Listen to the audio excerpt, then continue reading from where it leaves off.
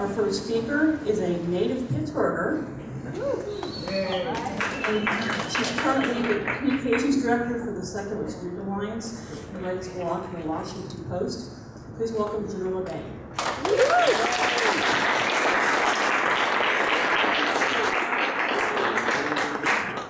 I am so glad to be here. Thank you so very much for having me. I grew up on Bedford Avenue, 15219. I went to St. Benedict the Moor School up at the top of Bedford Avenue before you get to Heron Hill. I went to Oakland Catholic right after they merged with St. Paul Cathedral, so I know the history of that too. That was a horrible time. Anyhow, and then I spent 5.5 years at Duquesne, and thanks to all of that Catholic schooling, I am a raging atheist today.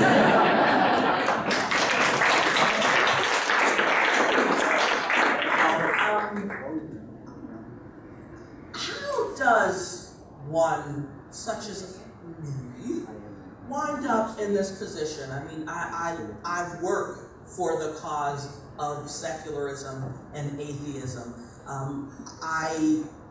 Everything I do is through the lens of, you know what would make this better? Less religion.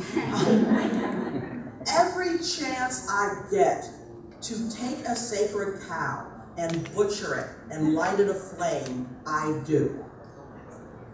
And I do that, I owe that, I claim that because of the place I was born and raised. Pittsburgh caused it all. Sister Donna would probably not like me saying that.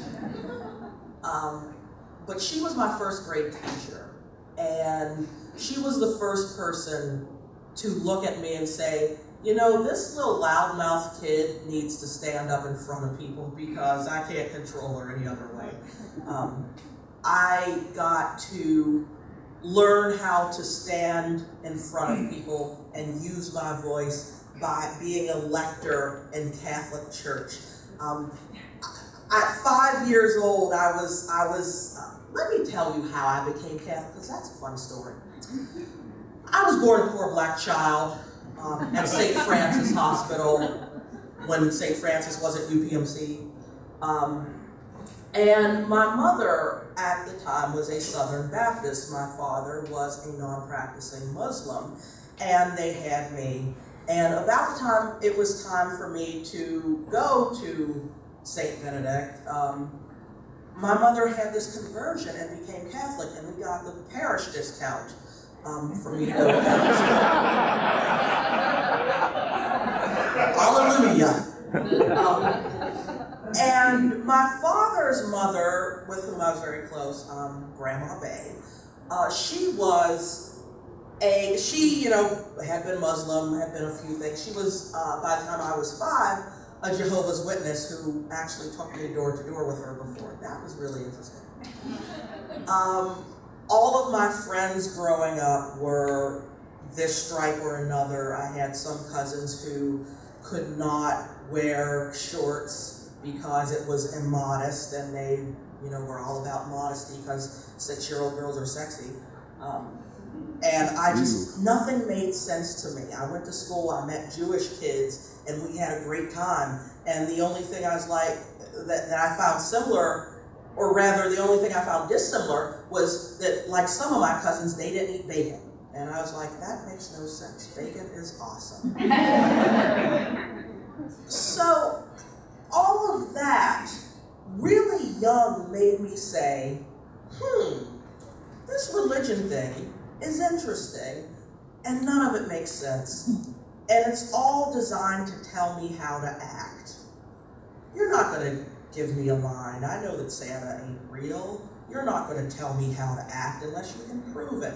And when I went to first grade and had this teacher who really took an interest in me, and she was a nut. I mean, she was my first experience with somebody who had complete assurance that God was talking to her. God was telling her how to behave as a person, what to do and how to do it. And she made my life better. She taught me really young.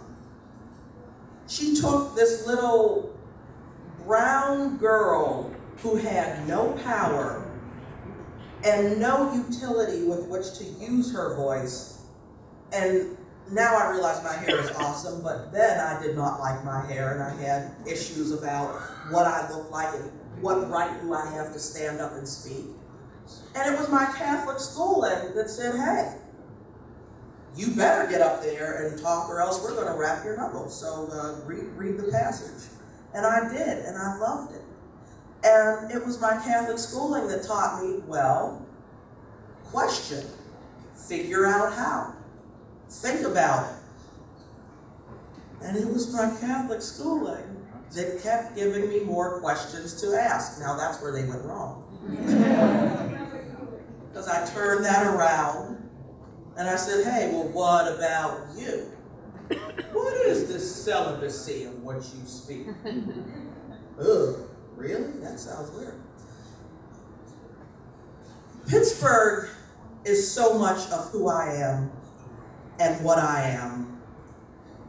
And you've got so much awesomeness going on for you that I really believe that this city could be the place where the next big wave of great free thought comes out of.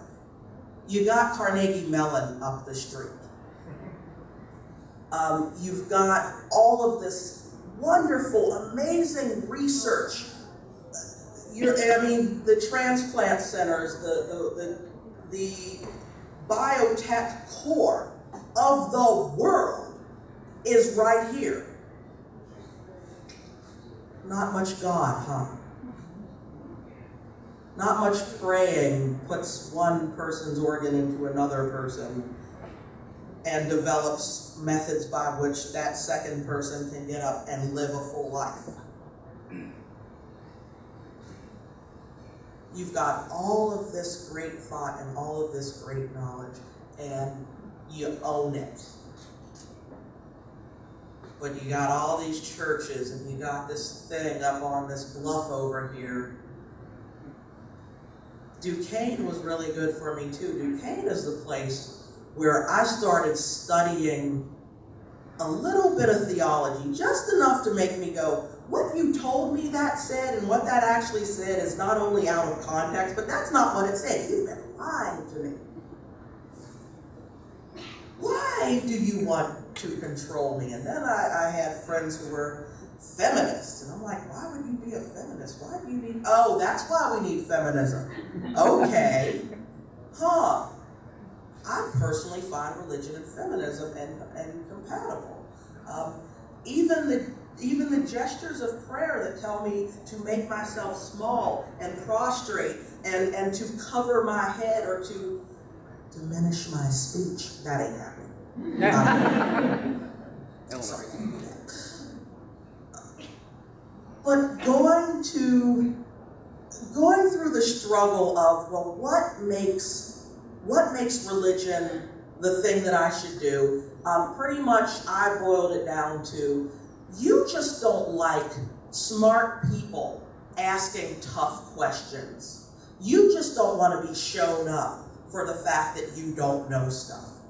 And all of my schooling was based on a loose Socratic method. All of my schooling was, well, ask a question and solve for the answer. All of my schooling taught me, when they tell you, I've been doing debate in high school and college long enough to go, okay, you concede the point, I win. And it feels so good to win. We're going to play this clip in a second, but let me set it up here. So, because I come from a place where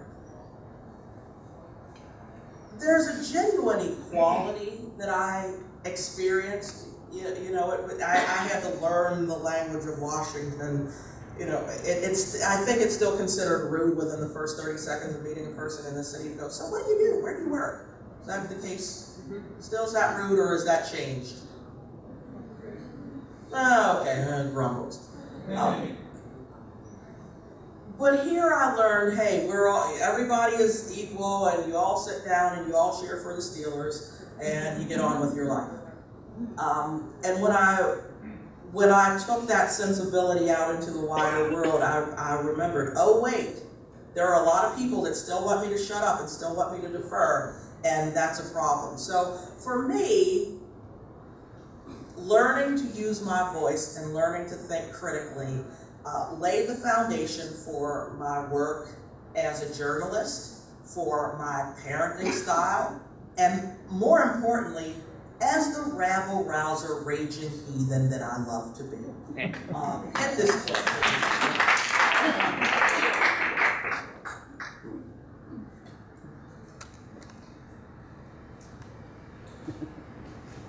So the National Press Club is my natural habitat. It's about 2 miles from my apartment in Washington. I happen to be having breakfast there because members get free breakfast, and I things on me if you don't want to put on you. What is John's position on polygamy?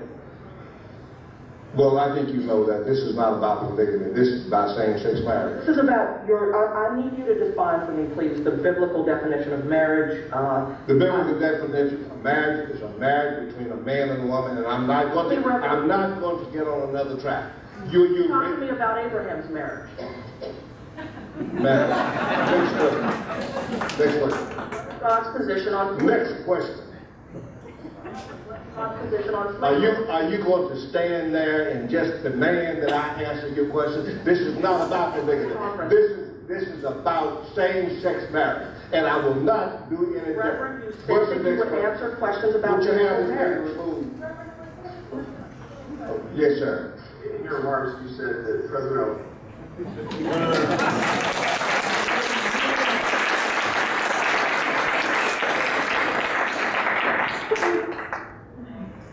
Miss Rutherford, my second grade teacher, says that the only difference in me now and when she taught me is that now I'm taller with a baby and a husband.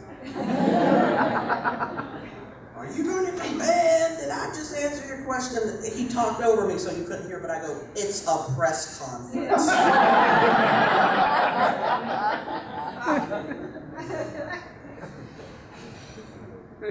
Didn't matter how tough the stakes were. The Steelers were going to win. Except for the Cordell Stewart years, but we forget about this. He could be a nice person, but the record just wasn't there. I'm sorry. You know, I was born in this town in '76. I grew up, and I mean, I remember the Reagan era, you know, where all of my friends and my old dad were sitting on the porches all summer into the spring to the next school year. But the resilience and the we don't give up and the we know what is right, we do what we believe is best for our families, taught me that, you know what, the religious folks don't have a monopoly on that. The community that I'm told I can't be part of because I don't go to a church, yeah, you put on a Ward 86 jersey and walk around, you got a community. Go Hines. When somebody sneezes, do you not say, as I do, pull them all over?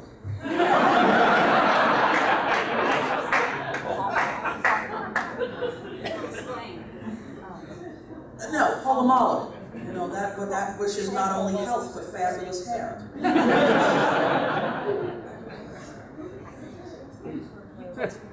We love, we laugh, we live, and we are in the middle of the science renaissance of the planet. Everything dealing with science-related issues and human bodies. This is the city that's teaching us as citizens of the world, that's producing for us technologies and methods that can save anyone there's the disclaimer, you know, we are humans, we have limited lifespans, we can't save everyone in perpetuity, blah, blah, blah. But to ask me to turn off my powers of reason, to stop asking questions, is to ask me to not breathe, is to ask me to not love my Steelers. It's not going to happen. The title of this particular discussion today for me is Reflections on the Secular Community. And right now there's a lot going on in this community that has managed to bring about discord. It's managed to bring about out-and-out fights. It's managed to bring about a lot of things that we wish were not so.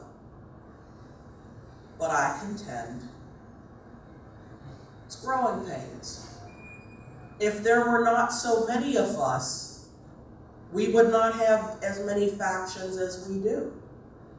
If we were not growing in size and in influence, we would not have pastors saying, I can't tell you because of IRS regulations who to or not to vote for, but you can't vote for this particular candidate who thinks same-sex marriage is okay. As a skeptic, as an atheist, I have questions about that. I tried to ask them, didn't go so well. But I kept asking, what does science tell us about this? What does science tell us about human bodies that religion tells us better? Let's look at the rate of the efficacy of prayer on, I don't know,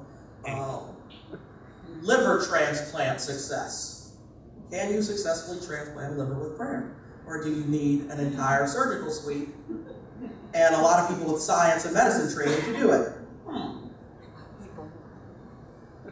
It's important that we keep asking.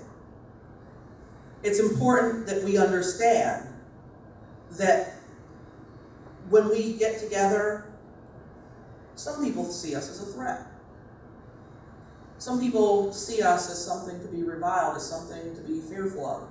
It's kind of like getting us in a room with all of our great black and gold on and expecting the Cleveland people to know what to do with us.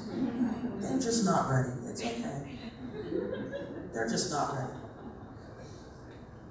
But the fact that we seculars get together and make friends is half of what we need to do.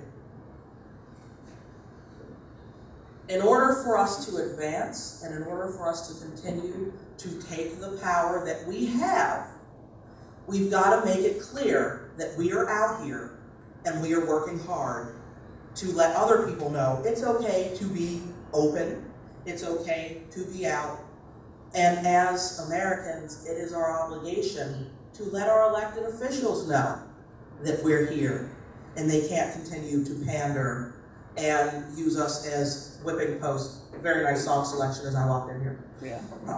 They can't continue to use us as whipping posts for their diminishing base of religious voters.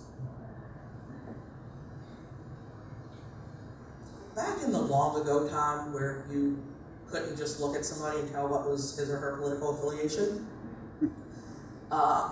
you know, I grew up under Senator John Hines.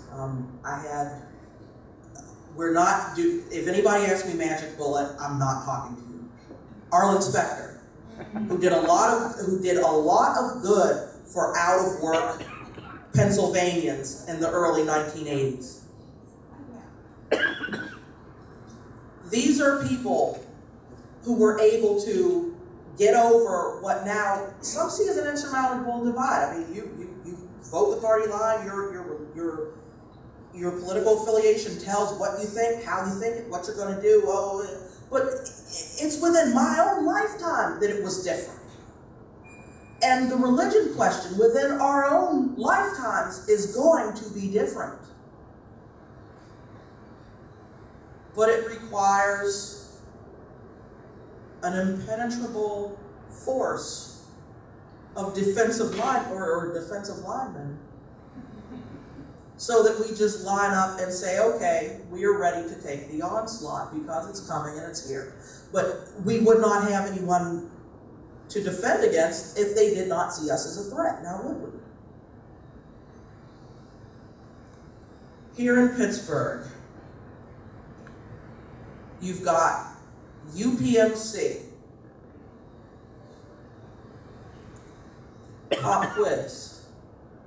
Is UPMC Mercy the same as UPMC Presbyterian if I'm asking that question as a pregnant woman? No. UPMC Mercy does not need to give the standard of care because they're a Catholic-run organization, even though they're University of Pittsburgh Medical Center. At this Catholic hospital, they will not give you an IUD, which is the standard of care for a woman who's delivered a baby and says, you know, I don't want another kid within the first year. I don't want any hormones to diminish my milk supply. Give me what is the medically sanctioned standard of care. It's that you give that woman an IUD. They won't do it at a Catholic hospital. They don't have to, because God. And the city that develops technologies about the body. Would a Jehovah's Witness doctor be able to say, I don't believe in blood transfusions. You're just going to have to bleed out, sorry. Nobody would stand for that. In this city, oh, I mean, getting your vaccinations is sort of city pride. I mean, do they still, someone who has been in school more recently than me, do they still teach Jonas Salk in like 3rd grade history? Nobody knows if they still teach Jonas Salk. Well, they did when I was in 3rd grade.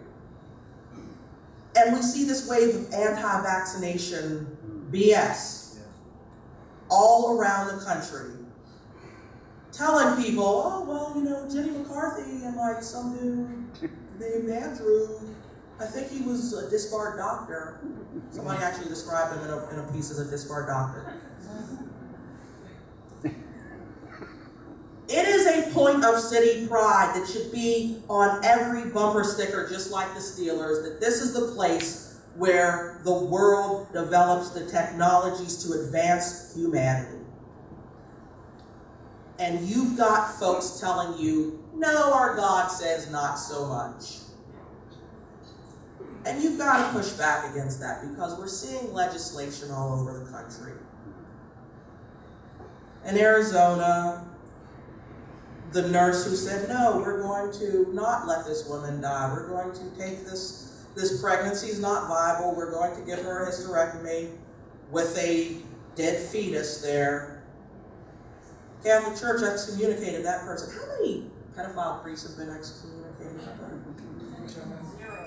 Zero. Oh, that's such a hard number to count to. Sorry, I didn't know it off the top of my head.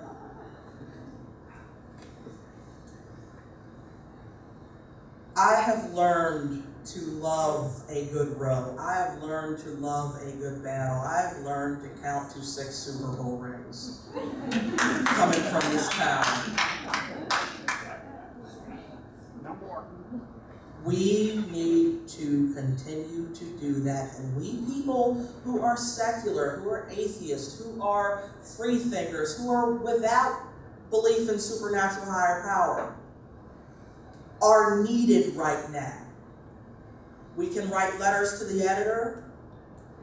We can make friends with a reporter. Anytime something happens and you see Reverend such and such commenting on something with which he has no, and it's always a he has no educational background, but the news cameras are right on him. Next question. Don't ask me that. Well, you're scared. That's what I'm going to dig in. That's what we do.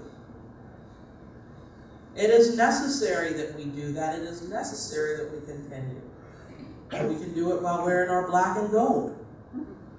Thank you so much.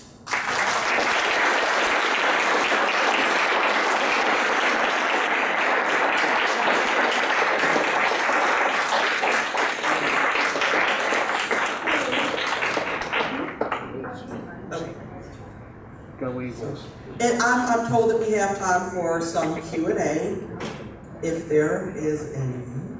And knowing how I love asking questions, I hope there certainly is. Please just point up to the mic if you have a question.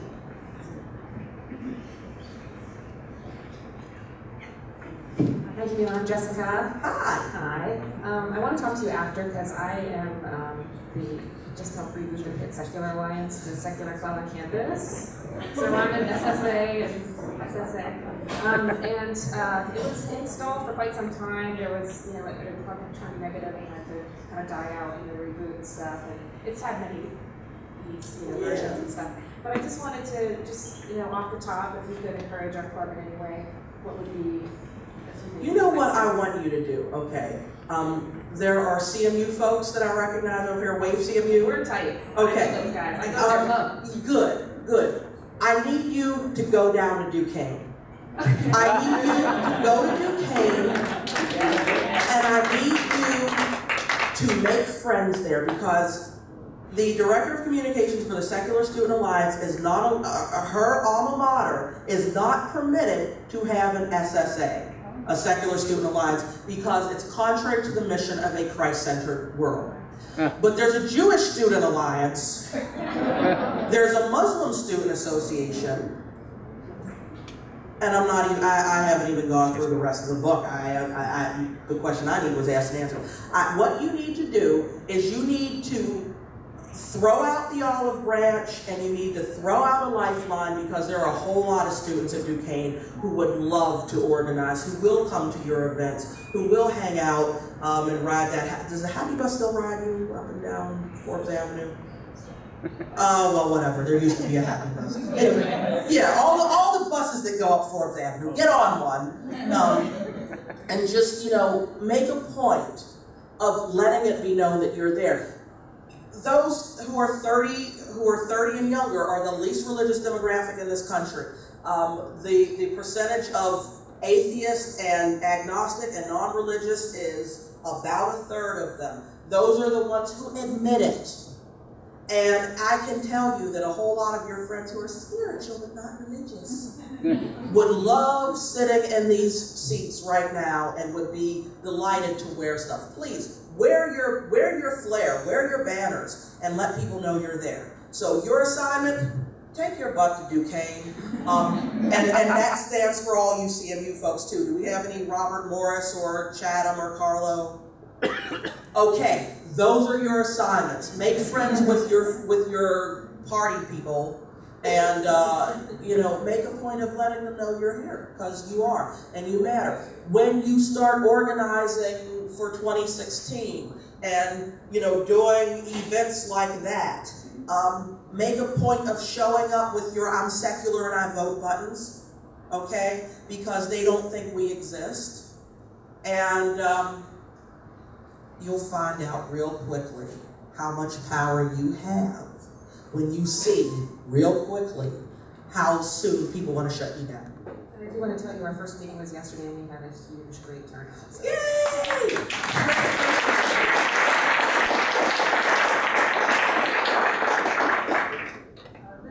This isn't a question, but I'm so inspired. I'm so inspired by listening to you. And I want to give a shout out. John Murray is here.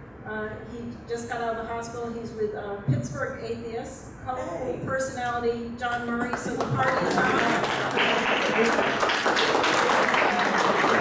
Lovely headgear. Is that medically issued?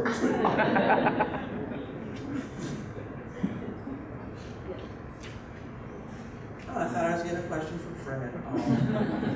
Anyone else with any questions for Jamila? Well, I just wanted to say thank you for all the Pittsburgh references, and the Pittsburgh Steelers are the best team in the National Football League. In the history of the National Football League, that's a scientific fact. Anybody who is agnostic or atheist. And you will win. You will win because you have facts. Not this year. Go Eagles. Control, Marty McCarthy, Giants. Ravens stuff. Yes. Stones eat ravens for breakfast. Thank you so very much for permitting me to.